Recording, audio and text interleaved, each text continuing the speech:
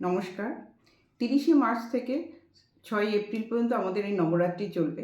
এই নবরাত্রি দিনে আমরা মাকে কী ভোগ দেবো সেই নিয়ে আজকে আলোচনা করব। তা মাকে যে 9টা দিনের যে ভোগগুলো আমরা অর্পণ করব তা সেটি নিয়ে আমি আলোচনা করছি।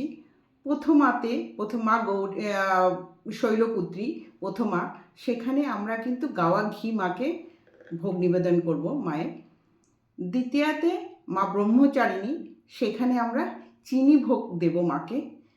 তৃতীয়া মা চন্দ্রঘণ্টা, দুধ এবং চিনি দেব। চতুর্থী মা কুষ্মণ্ডিকা, সেখানে মাকে মালপোয়া দেব। পঞ্চমীতে মা স্কন্দমাতাকে আমরা কলা অর্পণ করব মাকে, সেটা ভোগে কিন্তু আমরা দেব। ষষ্ঠীতে মা কাত্যায়নী, সেখানে কিন্তু আমরা মধুভোগ দেব।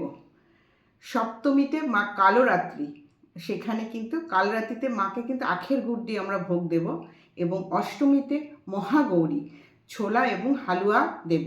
এবং নবমীতে কিন্তু আমরা পায়েস, মাকে মিষ্টান্ন মানে পায়েস আমরা মাকে কিন্তু ভোগ অর্পণ করব।